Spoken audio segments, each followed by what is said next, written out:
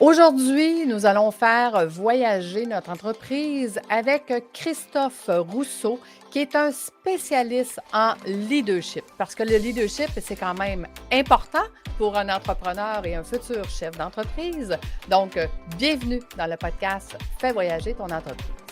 Je travaille beaucoup trop. J'en ai trop. Ce n'est vraiment pas assez. Ce n'est payant. pas productif. Je suis fatigué. J'ai perdu tout mon focus. La croissance va trop Du vite. temps, j'en ai pas. Tu es entrepreneur et au début, c'était le rêve, mais aujourd'hui, tu n'as plus de vie. Tu es à la bonne place. Fais voyager ton entreprise, te fera passer d'entrepreneur à chef d'entreprise. Je suis Lucie Bouchard, fondatrice de l'Académie de l'éclosion. Et ici, je vais t'accompagner avec des entrevues, des histoires. Je vais te donner des trucs et astuces. Merci de faire partie de mon univers.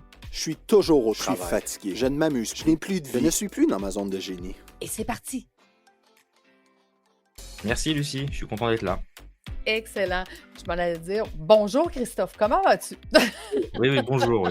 Mais ça va bien, je te remercie. Excellent. Dis-moi Christophe, d'où ça vient cette passion du leadership? Dis-moi. D'où ça vient? Ouh là là, c'est une bonne question ça. En fait, je pense que c'est quand j'ai commencé mon premier job, il y a très très longtemps maintenant, il y a 25 ans. À la base, moi, je suis ingénieur et je suis ingénieur physicien et j'ai commencé à travailler pour une entreprise qui est un grand fabricant de semi-conducteurs, donc de puces électroniques Mhm, européens. Et je m'intéressais plutôt à la partie technique et scientifique, voilà, pendant on va dire comme ça. Et puis très vite, je me suis rendu compte que j'avais envie de progresser au sein de l'entreprise et donc au bout de quelques années, j'ai voulu être manager, voilà.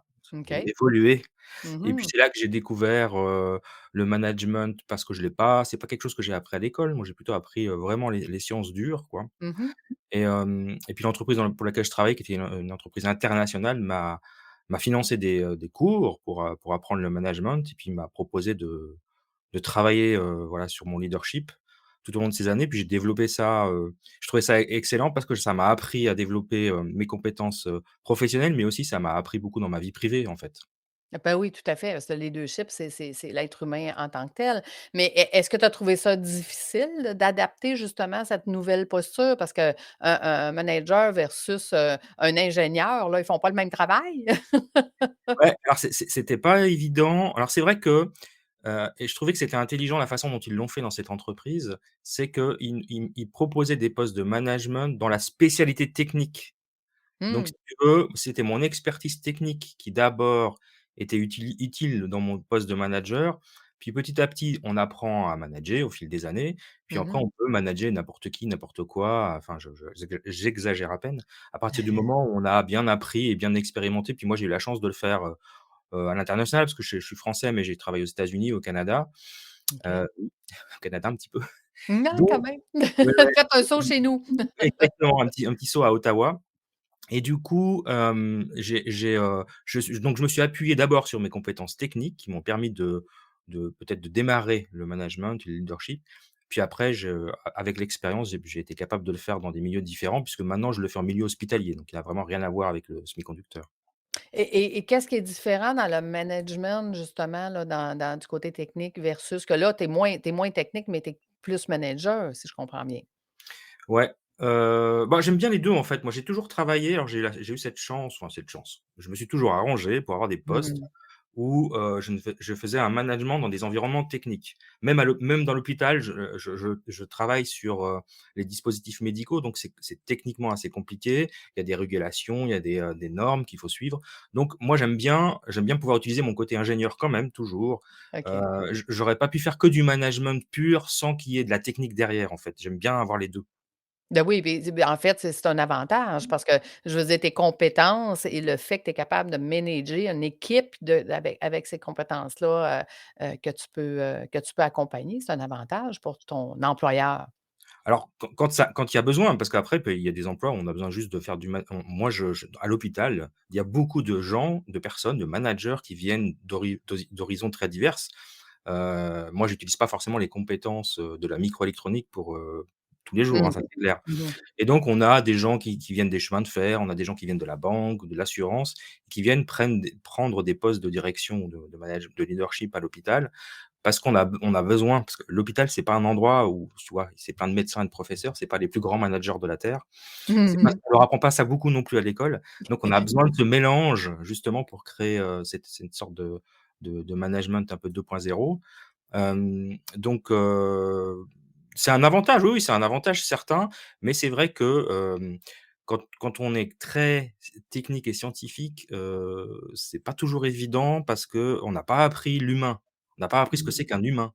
Moi, Mmh. je sais réparer des enfin réparer des machines, travailler sur des machines, c'est super facile, il y a pas de problème avec des machines. Tu vois, ça tombe pas malade, ça a pas de problème personnel, tu vois?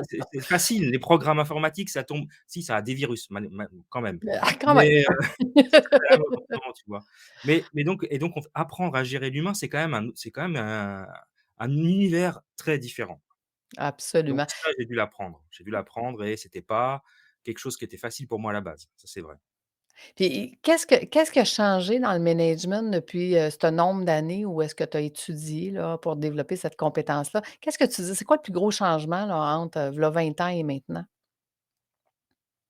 Ah bah, je pense que c'est les générations. Tu vois, les nouvelles générations, on peut pas les gérer de la même manière qu'on gère, quelqu'un qui a 25 ou 30 ans et quelqu'un qui Mmh. a mon âge, à la cinquantaine. On n'a pas du tout le même rapport au travail. Donc déjà les générations, l'internet, le web 2.0, bientôt le 3.0, enfin tout ça fait que le télétravail, tout ça fait qu'on a évolué. Puis aussi sur le côté humain où, le management, rouge comme je dirais là, le dictateur, tout ça, ça n'existe plus, Mmh. normalement, hein, normalement. Ça ne Oui. c'est on est quand même dans une époque où, on tient compte on tient compte du fait qu'un travailleur, une personne qui travaille, un homme ou une femme, c'est pas une machine, quoi. Donc il a des Mmh. sentiments, il a des problèmes personnels, il a on peut pas faire de la rentabilité tous les jours, donc ça a quand même évolué, mais il y a encore du travail. C'est pour on est encore là, hein. L'être humain évolue, donc c'est sûr qu'il faut que le management évolue aussi, ça va de soi. Mais ton podcast, Christophe, est concentré sur le leadership holistique. Pourquoi holistique?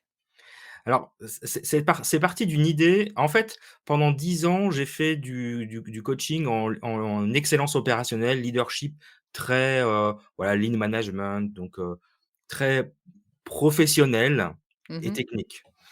Et puis, je commençais à «m'ennuyer» entre guillemets, mais en tout cas, je trouvais que ça correspondait qu'à une partie de moi, parce que moi j'aime bien cette partie-là, j'aime bien le management, j'aime bien la technique, mais j'aime bien aussi, les aspects humains, le développement personnel et la spiritualité et je me suis dit: «Mais pourquoi je ferais pas quelque chose, je parlerais pas des choses qui m'intéressent en tant qu'humain et pas juste en tant que leader?»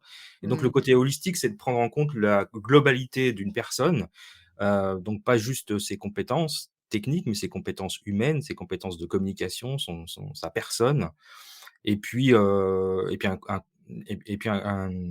sujet de la spiritualité dont on ne parle jamais dans l'entreprise et qui pourtant, drive un peu toute l'humanité. Oui, tout à fait. Et tu le vois comment ça pourrait s'intégrer, ce genre de leadership-là, holistique, dans les entreprises d'aujourd'hui? Bah, moi je pense en tout cas moi c'est un peu la parole que j'essaye de prêcher, hein. Oui. Je sais pas si prêcher est le bon mot, mais, c'est de déjà familiariser les managers au concept, de leadership holistique. C'est-à-dire de prendre l'intégralité des humains et pas juste leur côté professionnel, mais leur intégralité pour les développer. Mmh. L'idée c'est si on veut un collaborateur qui s'épanouit dans son travail, bah, il faut qu'il se développe. Il faut pas qu'il fasse Mmh. du surplace pendant 10 ans. Et se développer, c'est pas juste gagner plus d'argent, c'est gagner des compétences, mais c'est aussi gagner des compétences personnelles, intrinsèques. Donc Mmh. le côté holistique, c'est vraiment prendre en compte l'entièreté de l'humain, que ce soit un homme ou une femme, et puis de lui apporter un peu de bienveillance, un peu d'humanisme, et de faire en sorte qu'on sorte de parce on a la pandémie du Covid, mais aussi on a la pandémie des burn-out, hein, quand même, hein. Donc c'est un peu Absolument. Mmh. ouais, c'est un peu le nerf de la guerre. Oui, tout à fait. Est-ce que tu le vois de plus en plus dans les entreprises, ce genre de leadership-là, ou c'est encore un balbutiement, là? Tu es un des premiers, un des précurseurs qui en parle? Alors je c'est pas un conc je pense que c'est pas j'ai pas inventé un concept bien nouveau. Par contre, on dans les entreprises, on parle quand même de leadership, le leadership intégral ou holistique, ça n'existe pas. On parle de leadership professionnel, on parle des compétences, on parle du développement personnel des gens. On parle pas du on commence à émettre l'idée qu'on a le droit d'avoir des sentiments et des émotions. Ah, Il est temps. c'est un grand progrès quand même, hein, bienvenue dans le 21e siècle. Et puis Mmh. on parle pas du tout de spiritualité, ça c'est un sujet complètement tabou. Mmh. Parce qu'on mélange ça avec les religions et puis qu'en tout cas en France, ça c'est une vraie partie, une vraie, spécialité française, c'est que, la religion est une affaire personnelle. Donc l'idée c'est pas de parler de religion, mais c'est de parler de spiritualité, de connexion entre les humains, tu vois? D'arrêter de travailler sur des hiérarchies, mais de regarder des organisations un petit peu plus équilibrées, un peu plus, bienveillantes, parce que je trouve que c'est un mot qui marche bien Mmh. et qui fait du bien. Alors, ouais, il y a je pense que, ce la parole que j'essaye de promouvoir, elle est un peu nouvelle. Je OK. suis pas le seul à le faire, mais elle est un peu nouvelle quand même. Elle est un peu nouvelle. On est dans le début d'un changement Je pense, de oui. OK, excellent. Donne-nous un exemple. À quoi ça pourrait ressembler un leader, holistique par rapport à un leader, normal, là, qui va se concentrer beaucoup plus sur les compétences? Ouah, alors ça, c'est bonne question, bonne question, bonne question, je réfléchis. Hem Bah, c'est quelqu'un alors, on va dire très simple parce que c'est un grand classique. C'est quelqu'un qui va comprendre qu'un collaborateur le matin, s'il lui dit pas bonjour ou s'il répond pas à la question avec, une humeur débordante, c'est peut-être parce qu'il a une vie à côté et puis qu'il est dans des problématiques personnelles qui fait qu'il faut comprendre que des fois, on n'a pas toujours envie d'être, de bonne humeur ou de répondre à une blague ou de dire bonjour à tout le monde. Et Mmh. ça marche pour le collaborateur et pour le leader d'ailleurs, hein. Ce qui est Mmh. totalement, inacceptable en général, un manager qui arrive le matin puis qui dit: «Bah, bonjour» parce que j'en sais rien, il est en plein, il a des gros problèmes personnels, ses enfants sont malades. Les gens ne considèrent qu'à partir du moment où tu es leader et que tu es payé en tant que tel, tu dois venir, avec une humeur égale tous les jours et puis c'est pas vrai, on n'arrive pas à faire ça. Et c'est aussi bien vrai pour nous en tant que leader que c'est aussi bien vrai pour les collaborateurs. Donc déjà, comprendre que, ben, il y a des jours où on va être bien, des jours où on va être moins bien. Alors après Mmh. évidemment, il faut rester dans une certaine limite et une certaine, il y a des certaines valeurs à respecter, hein, des choses comme ça. Oh oui. Mais ça, c'est une chose. Après une autre chose, c'est de travailler avec ses équipes en considérant et ça, c'est vraiment quelque chose que je trouve super important, que les gens qu'on a en face de soi, bah, ce sont des gens. Mmh. C'est-à-dire qu'on n'est pas supérieur à eux, on n'est pas c'est pas parce on est un peu mieux payé ou qu'on a une position hiérarchique supérieure, qu'on est plus intelligent, plus fort ou plus je ne sais quoi.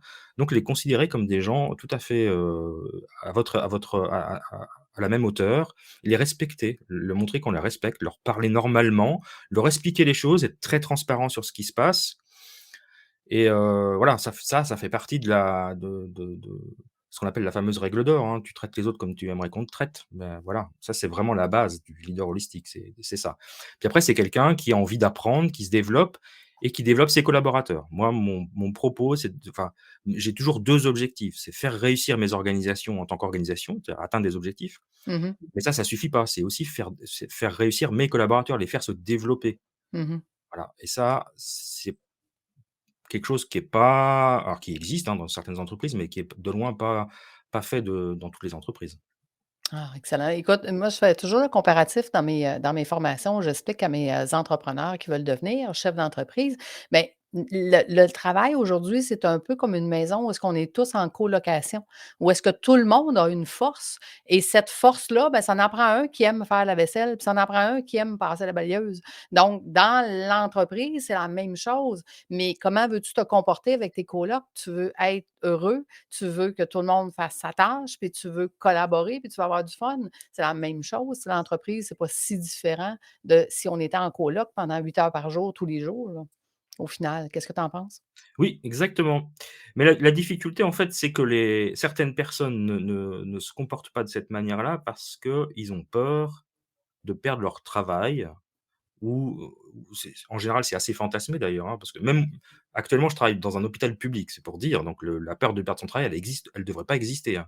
Non, Mais non. les gens ont quand même peur de perdre leur travail, quand même, ça existe quand même. C'est un vrai fantasme, donc on va essayer de se créer un environnement, de se protéger. Et donc tant qu'on et tant et quand on est dans la peur, que ce soit au travail ou à la maison, ben, on n'agit pas très bien avec les autres. C'est vraiment Mmh. du basique. C'était le sujet d'ailleurs de mes derniers podcasts, les peurs, donc c'est intéressant. Oui, tout à Donc fait, c'est très intéressant. Ton podcast, on va en parler tout de suite. Où est-ce que les gens peuvent te retrouver sur ton podcast? Comment il s'appelle? alors, sur toutes les plateformes, hein, que ce soit Apple, Spotify, même sur YouTube, ça s'appelle Leadership Holistique, voilà, en 2 mots. Mmh. Et là en janvier, il y a eu beaucoup de podcasts pardon, donc je fais une petite pause, mais après c'est une fois par semaine, où je traite de sujets, soit très techniques, sur le management, soit plus en lien avec le développement personnel, soit plus en lien sur l'humain ou sur la spiritualité. Moi, je j'aime bien en fait, c'est un podcast qui me ressemble, c'est-à-dire c'est toutes les choses qui m'intéressent dans le monde, j'en parle, voilà. Et Très intéressant d'ailleurs. Je vous invite, à aller écouter, les podcasts de Christophe. Ils sont très bien ficelés, tu vois qu'il y a beaucoup de recherches à l'intérieur de ça. Puis on apprend plein de choses aussi parce que je pense que tu aimes beaucoup aussi l'histoire parce que tu ramènes beaucoup de liens historiques dans tes podcasts, je crois. Oui, là, moi, j'aime bien après ça intéresse pas forcément tout le monde, mais j'aime bien savoir d'où viennent les choses. J'aime bien avoir Mmh. du comprendre le sens des choses et on comprend beaucoup le sens des choses quand on sait d'où ça vient.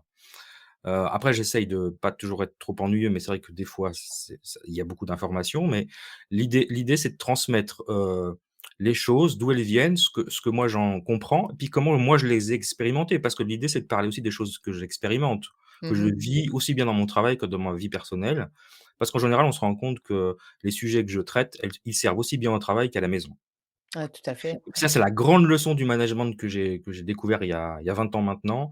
C'est, alors je dis pas qu'il faut manager ses enfants comme on manage ses employés, ça serait mal Pas tout à fait. ça serait mal interprété, hein, je dirais pas ça. Mais mon Dieu que ça sert d'apprendre tout ça en fait, hein, comment les humains fonctionnent et que ce soit à la maison ou au travail, ben, on est entouré d'humains, quoi. Oui, tout à fait. Et qu'est-ce que tu aimes le plus, Christophe, dans le leadership en général? Bah, vraiment, c'est ce que je disais tout à l'heure, c'est moi, je suis heureux si, au bout de quand je fais le bilan annuel avec mes collaborateurs, ils ont évolué. Mmh. S'ils ont appris des choses, si je peux les faire évoluer dans leur travail, que ce soit dans leurs tâches, dans leurs compétences ou dans leur poste, donc des gens qui progressent, moi, je suis content parce que ça veut dire ils s'épanouissent, donc c'est vraiment favoriser l'épanouissement des collaborateurs, et puis après, c'est des gros projets. Moi, j'adore travailler sur les gros projets de transformation, donc je là, en ce moment, je suis sur la transformation digitale de l'hôpital, donc c'est un chantier énorme sur plusieurs années. Donc j'adore Mmh. ces gros chantiers, très compliqués, très complexes, voilà. C'est comme je disais Donc tout à l'heure, il faut que l'ingénieur soit utile, il faut qu'il travaille son c'est cerveau, ça, je m'en allais dire. Ton côté ingénieur, il faut quand même qu'il ait sa petite place à quelque part, là. tout à fait, ouais. Mais, tu vois ça comment dans le futur, justement, le leadership? Tu vois ça comment évoluer? Moi, je pense qu'il y a de plus en plus de place, pour le leadership, la bienveillance, être au service des collaborateurs, alors on l'appelle comme on veut, hein, holistique, intégral, et cetera, mais alors, je parle beaucoup des collaborateurs, mais c'est pas que ça, c'est ses fournisseurs, c'est ses clients, c'est Mmh. tout l'écosystème, toute la communauté dont dépend votre entreprise. Que vous soyez entrepreneur ou salarié, vous avez voilà, la communauté, elle est impactée par le travail qu'on fournit. Et l'idée, je trouve que de plus en plus, on est responsable. On comprend qu'on a une certaine responsabilité, Mmh. quelle que soit la taille de l'entreprise. Donc on va évoluer de plus en plus vers ça, mais avec aussi, cette nouvelle génération, heu, où finalement on est plus responsabilisé quand on commence à travailler à la maison. On n'est pas toujours obligé de venir au bureau, on n'est pas Mmh. obligé de répondre à des horaires. Voilà, je pense que ça va dans le bon sens tout ça pour donner un peu plus de qualité de vie à tout le monde.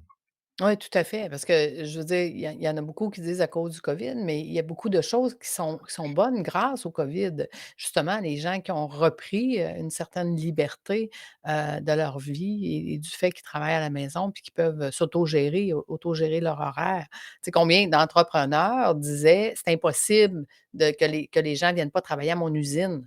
Puis aujourd'hui, tu il y a des usines complètes qui travaillent plus à l'usine. Exactement, exactement. Alors évidemment que c'est compliqué pour certaines activités, Ouais. et puis j'en entends encore certains qui disent: «Oui, mais dès que ça sera fini, faut que les gens reviennent travailler au bureau parce que moi je Mmh. veux contrôler». Je dis: «Oh là là, mon pauvre ami, qu'est-ce que c» il y a des gens qui sont bien malheureux quand même, hein. Il y a des gens qui sont Il bien y en a qui malheureux. c'est un petit peu plus long à accepter le changement. Aïe, aïe, aïe, aïe, aïe. Mais bon, voilà, ça existe encore, donc il faut, c'est un travail de fourmi, Travail de il faut fourmi. prêcher la parole, c'est un vrai travail de prêcheur. Et nos podcasts sont là pour ça, pour venir prêcher une bonne parole Exactement, exactement. Et Christophe, il se voit où dans 5 ans? Alors moi, je pense que je continuerai à développer, le podcast, les formations, le coaching, le travail, autour du leadership holistique. Je pense que j'ai trouvé à peu près ma voie. Après, j'ai fait plein d'autres activités, hein. J'écris des livres, qui n'ont aucun rapport avec le leadership, donc c'est des choses plus personnelles. Et j'ai toujours mon activité de salarié, hein. Je travaille pour un hôpital, comme je le disais, donc heu, pour le moment, bon, il y a pas de raison que j'arrête. Je fais un travail très intéressant. Ça me permet de rester dans le monde professionnel, entre guillemets, hein, parce que le podcast est aussi un monde professionnel, donc Mmh. faut pas dénigrer, bien au contraire. Donc, voilà, toujours des activités diversifiées, hem, entre mon job, «officiel» entre guillemets, entre mes passions qui tournent autour du podcast et du leadership et des choses plus perso et puis les voyages parce que, bah, on s'est croisés au Mexique et on se recroisera sûrement dans d'autres pays, très exotiques, donc ça va continuer aussi, quoi. Oui, oui, oui, ça maintenant, ça fait partie de nos vies, de voyager et la prochaine fois, on aura des grandes discussions sur le leadership parce que j'adore tes podcasts. Je les trouve, fort intéressants. Donc, voilà. Écoute, ça serait quoi le mettons la suggestion, ou le truc ou l'astuce que tu donnerais à un entrepreneur qui a un peu de difficulté avec son leadership? Hem, Bah, de travailler sur soi, hein. Ça, il faut vraiment, vraiment alors, tout ce qui nous insupporte chez les autres, on appelle ça l'effet miroir, c'est ce qu'on c'est nos vraies peurs à nous. Mmh. Donc il faut bien se regarder en face de la glace, regarder en face du miroir, se dire: «Bon voilà, moi, il y a des choses, j'ai des blocages», puis c'est difficile parce qu'on s'en rend pas toujours compte. Les gens, je pense, hein, j'ai fait un podcast sur le leadership toxique. Je pense que la plupart des leaders qui sont toxiques ne le sont pas par envie d'être toxiques. Ce sont pas tous des Lucifères, bien au contraire. C'est juste parce qu'ils ont bon, déjà, ils ont besoin de prendre des cours de management. Bon, ça arrive, hein. Donc si vous n'avez pas pris de cours de management, commencez par ça quand même. C'est Quand quand même même. la base. C'est quand même la base. Ça s'apprend. Il y a quand même Mmh. des techniques, hein. Puis après, c'est vraiment être humble. Moi, je dirais être humble, beaucoup d'humilité et de respect pour les autres.